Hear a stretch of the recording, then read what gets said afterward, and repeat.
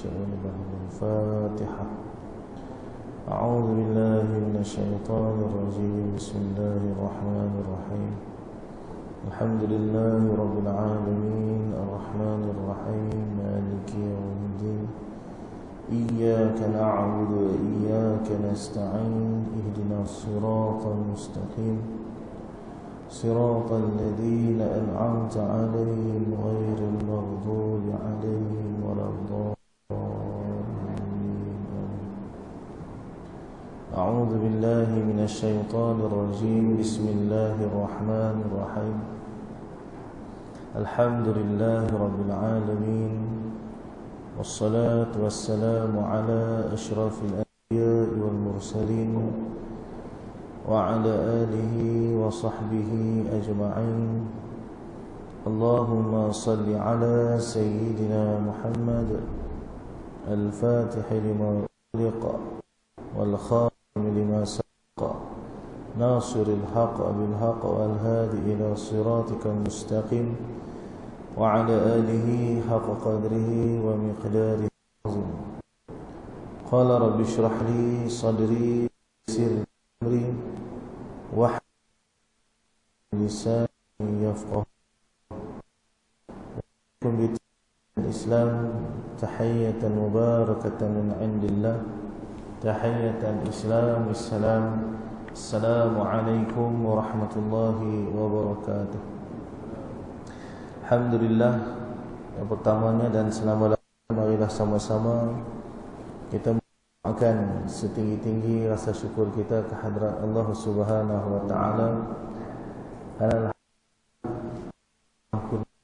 serta daripada Allah pada tengah hari Allah Subhanahu wa taala masih lagi mengurniakan kepada kita kesempatan peluang untuk bersama-sama kita terus membaiki Allah Subhanahu wa taala, dan mudah-mudahan Allah Subhanahu wa taala kuasa kasih dengan kita dan Allah sudi untuk memasukkan kita ni dalam kalangan hamba-hambanya yang sentiasa berusaha untuk melaksanakan amal yang saleh. Amin ya rabbal alamin. Jadi insya-Allah hari ini yang mudah-mudahan dapat kita manfaat padanya.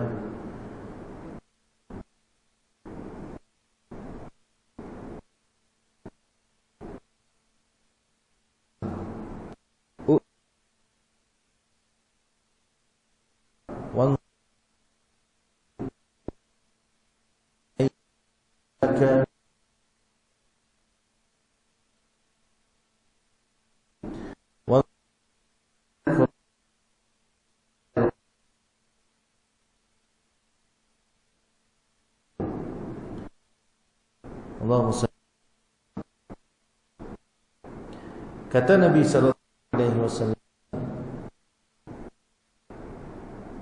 hendak kamu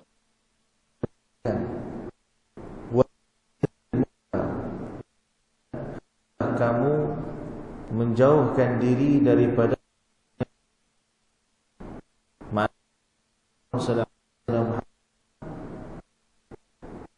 yang menjadi keutamaan bagi setiap orang yang beriman ketika mana dia mengakui akan kerasulan yang ada pada diri baginda Nabi Muhammad sallallahu alaihi wasallam. Dia mestilah menjadi orang yang sentiasa menjaga dirinya agar tergolong dalam kalangan umat yang melaksanakan segala perintah yang disampaikan oleh Nabi Muhammad sallallahu alaihi wasallam. Jadi Nabi memberikan perintah dalam, iaitu Nabi sallallahu alaihi wasallam memberitahu hendaklah kita ni melaksanakan ketaatan. Perkara yang ma'ruf kita kena kerjakan. Perkara yang disukai oleh Allah itulah perkara yang maknanya Muhammad, benda yang Allah kasih kita usaha baik untuk melaksanakan perkara tersebut. Dan Nabi sallallahu alaihi wasallam sebut wajtanibil munkar. jangan sekali kamu berbuat perkara-perkara yang mungkar. Allahumma salli ala Muhammad. Benda mungkar ni apa?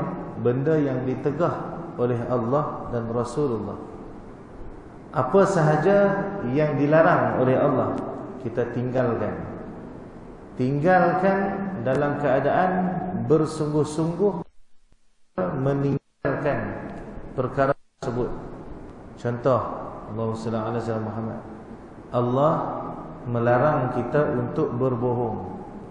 Maka sebagai orang yang mentaati suruhan baginda Nabi Muhammad sallallahu alaihi wasallam, kita takkan senang-senang untuk berbohong. Seperti mana yang berlaku hari ini, ramai daripada kalangan kita menganggap bohong ni suatu bentuk perkara yang biasa. Hatta boleh dikatakan ramai orang berbohong semata-mata untuk keseronokan dirinya. Kita kena orang bohong, Allahumma salli ala Muhammad. Hak tu pun tak boleh, kena tinggalkan. Sebab dalam Islam, bohong ni hanya boleh pada 3 tempat. Yang pertama, ketika mana perang. Masa perang, kita boleh tipu musuh kita. Sebab Allahumma salli ala Muhammad, tipu musuh ni merupakan strategi dalam peperangan.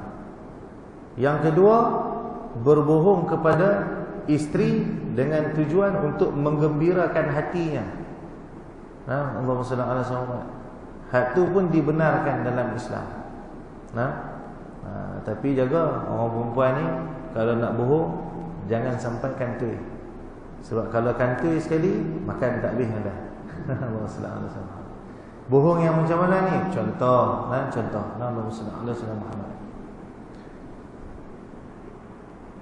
Bini minta kita beli kuotiau goreng. Allahumma salli ala Muhammad. Kita saja nak musik dah. Balik rumah, bini tanya, abang dah beli belum kuotiau?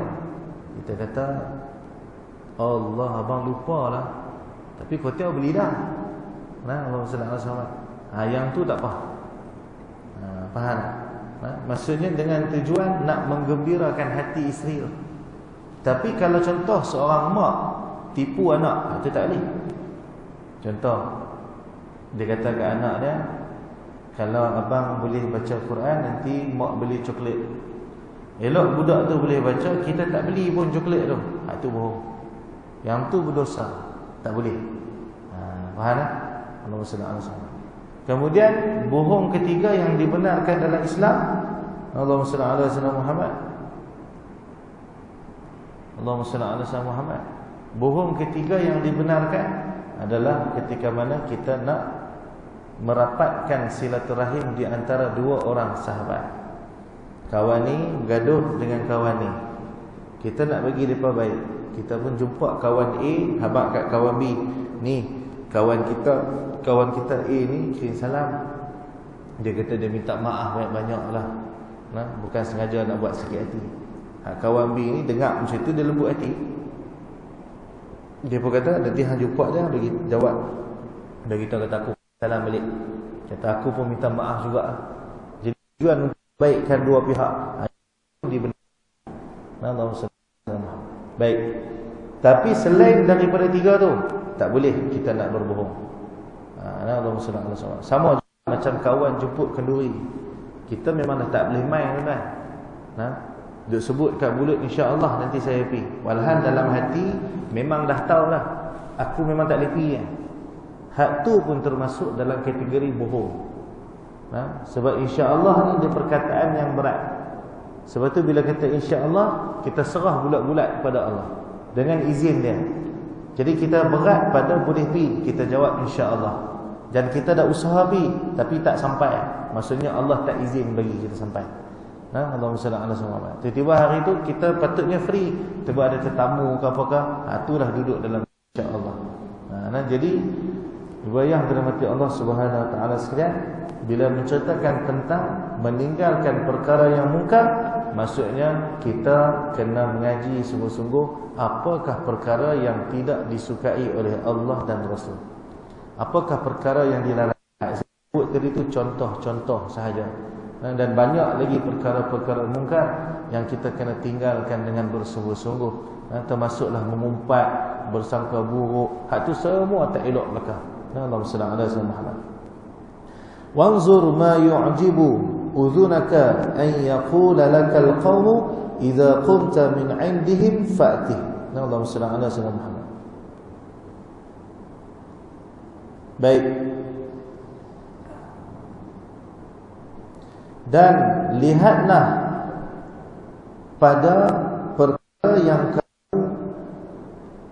suka untuk didengar pertuturannya.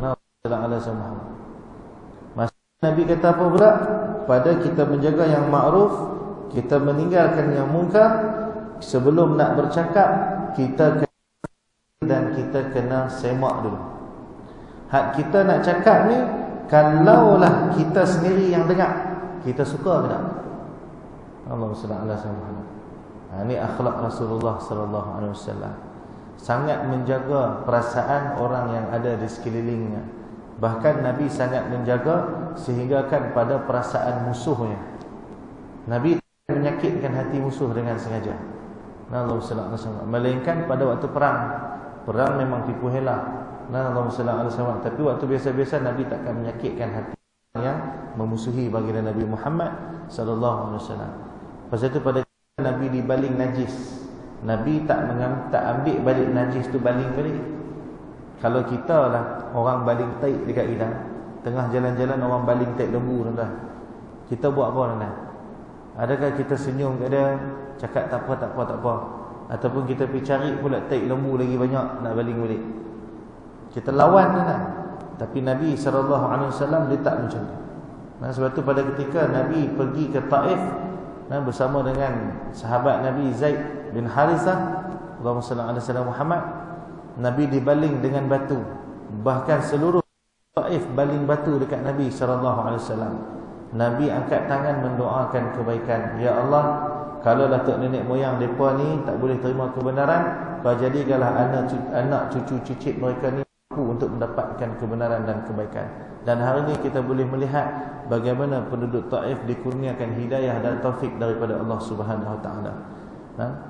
Jadi kalau kita ni sengaja menyakitkan hati orang, kita kena jaga. Takut-takut kita ni bukan dalam kalangan orang-orang yang dikasihi oleh baginda Nabi Muhammad sallallahu alaihi wasallam.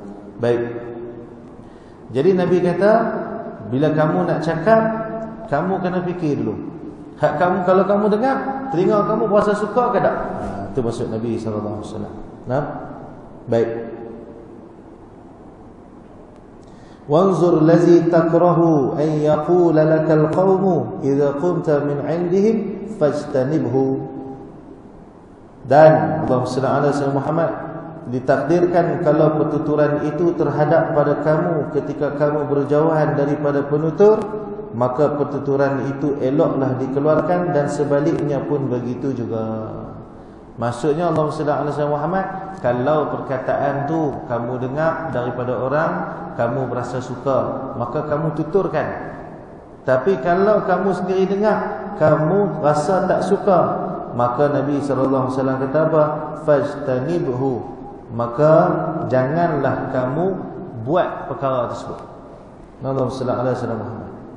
Jadi daripada mafhum daripada hadis ni, kita boleh buat kesimpulan bahawasanya Nabi SAW mengarahkan kepada kita yang pertamanya untuk memperelokkan akhlak kita. Sebab buat yang ma'ruf, meninggalkan yang mungkar, itu adalah sebahagian daripada akhlak. Tanda berakhlaknya seseorang ialah pada betapa taatnya dia dalam menjaga hal yang disukai dan menjauhkan diri daripada hal yang tidak disukai oleh Allah dan Rasulullah sallallahu alaihi wasallam. Akhlak ni dia bukan duduk pada orang suka, dia duduk pada Allah suka. Akhlak yang disukai oleh Allah, itulah akhlak yang terpuji. Sebab tu Nabi sallallahu alaihi wasallam bila ditanya tentang akhlak Nabi, maka dijawab kepada kita kana khuluquhul Quran, bahwasanya akhlak Nabi SAW ni seperti mana akhlak Al-Quran. Maksudnya apa yang disampaikan oleh Allah di dalam perintah melalui Al-Quran, itulah yang duduk pada batang tubuh baginda Nabi Muhammad sallallahu alaihi wasallam. Jadi kita sebagai seorang yang mengaku beriman, sebagai seorang yang mengaku umat kepada baginda Nabi Muhammad sallallahu alaihi wasallam, kenalah berusaha untuk menjadikan apa yang diperintahkan Allah, apa yang dilarang oleh Allah duduk pada diri kita. Benda yang dilarang oleh Allah jangan sesekali kita laksanakan. Benda yang disuruh oleh Allah kita berusaha untuk melaksanakan. Apakah yang disukai oleh Allah? Iaitu memperhambakan diri ke hadrat Allah Subhanahu wa taala. Memperhambakan diri ini kemuncaknya duduk pada redanya kita pada setiap qada dan qadar Allah terhadap kita. Bagaimana Tuhan letak kita, di situlah kita duduk. Kita tak mengharapkan lebih. Bahkan kita sentiasa merasakan apa yang Allah bagi, itulah yang terbaik untuk kita. Dan percayalah ibu ayah sekalian, pada ketika kita mampu merasakan hal yang sedemikian, hidup kita akan berubah menjadi kehidupan yang sangat berbahagia, bukan sahaja di dunia, juga di akhirat. Allahumma shalli ala sayyidina. Kemudian Nabi SAW mengajak kepada kita untuk menjauhkan umpatan celaan. Benda buruk pasal orang jangan kita duk sebut. Apatah lagi kita menyebut perkataan-perkataan yang boleh menyakitkan hati orang. Sebab itu dalam pada nak menjaga lisan ialah bila kita memberikan pertolongan kepada orang. Bahkan Nabi melarang untuk kita menyakiti orang yang kita bantu. Contoh, Allahumma salli ala Muhammad, ada seorang ustaz ni, Tok Guru ni, dulu dia mengajak orang tak kenal. Contoh, dengan sebab kita tolong bagi orang kenal, kita pun duk rasa Tok Guru ni berhutang dengan kita, terhutang budi dengan kita. Dah aku dah bawa dia pergi kuliah, betul orang kenal ni. Ada je sangka macam tu tuan-tuan, habis. Sebab bila sampai je perkataan tu kepada orang tadi, tambah orang tadi adalah orang yang soleh, guru kita, sampai je hilang habis keberkatan hidup, hilang habis keberkatan ilmu. Ini nasihat untuk orang-orang yang teringin nak khidmat pada alim ulama. Sebab bila kita khidmat, sebab tu nama dia khidmat. Khidmat ni maksudnya menghambakan diri. Mana boleh hamba berasa bangga dengan kerja yang dia buat untuk tuan dia. Macam kita kata kita hamba kepada Tuhan, Allahumma salli ala Muhammad, kita berasa bangga dengan ibadah kita. Tak kena tuan-tuan. Sebab kita hamba. Mana boleh hamba membanggakan diri, walhal tu memang kerja yang kita boleh faham ni? Allahumma salli ala Muhammad. Sama juga adik-beradik kita susah, kita tolong bagi duit. Bila nampak dia senang, kita pun nak minta tolong dia, kita cakap hal yang dulu. Hang kenalah tolong aku dulu masa hang susah, hantar aku yang tolong hang. Kita cakap macam tu, menyakitkan hati orang tadi ni. Tak boleh tuan-tuan. Sebab tu nak menjaga amal ni cukup susah. Pasal amal ni dia boleh terangkat pada bila-bila masa. Sebab tu keikhlasan hanya terkira bila mana perkara tersebut kita mampu untuk sembunyikan daripada pandangan manusia. Allahu subhanahu wa ta'ala. Ikhlas dalam bersabar, kita tak mengadu dengan orang. Ikhlas dalam pada menempuh kesusahan, kita tak mencari pertolongan daripada manusia. Ikhlas dalam beribadah, kita tak berbangga-bangga menceritakan ibadah kita kepada orang. Sebab tu ibadah yang baik adalah ibadah yang kita sembunyikan, seperti mana kita menyembunyikan aib kita. Melainkan pada ibadah yang fardu, maksudnya ibadah yang wajib. Contoh sembahyang berjemaah, yang tu tak salah tunjuk ke orang. Bahkan kita kena cerita ke orang, kita kena ajak orang, jom pergi sembahyang jemaah sekali, sebab itu kefarduan. Tapi macam amal-amalan sunat, kita sedekah, kita puasa, kita sembahyang tahajud, kita sembahyang tasbih, kita sembahyang witir, hak tu semua sunat belaka. Yang tu kena sembunyi tuan-tuan. Allahumma salli ala Muhammad. Boleh faham kan ni? Sebab kita tak mau buat tu je. Kita semua umur kita makin lanjut, makin hujung dah. Jadi takkan kita nak balik dalam keadaan muflis. Saya takut tuan-tuan, saya takut kalau saya balik jumpa Allah esok, tengok-tengok Tuhan kata, hang ingat amal hang banyak. Hang buat dulu semua aku tak pandai. Na'udzubillah min zalik, saya takut tuan-tuan. Cukup-cukuplah kesusahan kita atas dunia ni kita tinggalkan. Biar kita pergi sana kita senang sungguh-sungguh tuan-tuan. Jadi atas dunia kalau nak susah, kita susah sungguh-sungguh. Boleh faham tak? Allahumma salli ala sayyidina Muhammad. Dan kemudian Nabi SAW mengajarkan kepada kita daripada hadis ni, janganlah kita saling kutuk mengutuk di antara sesama Islam. Kalau dengan musuh kita kena jaga hati, terlebih lagi dah sesama orang Muslim. Nah, jadi bila kita nampak saudara Islam kita buat salah, sampaikanlah nasihat, pesanan dengan selemah lembut yang boleh tentu. Kerana nasihat yang lembut lebih mudah untuk diterima berbanding nasihat yang keras. Akan tetapi ada ketika-ketika yang perlu kita ni bertegas dalam pada menyampaikan nasihat. Jadi saya kira ibu ayah sekalian, cukuplah sekadar tu perkongsian kita pada tengah hari ini. Mudah-mudahan Allah Subhanahu Wa Taala mengurniakan kepada kita kebaikan, dan Allah Subhanahu Wa Taala melimpahkan ke atas kita dengan rahmat yang berpanjangan, yang mudah-mudahan dengan segala kebaikan ini Allah menjadikan kita mendapat tempat yang baik di sisi Allah Subhanahu Wa Taala. Dan mudah-mudahan Allah menjaga diri kita, Allah mengikhlaskan hati kita agar betul-betul berbuat ibadah hanyalah semata-mata untuk mengharapkan rahmat dan keampunan kepada Allah.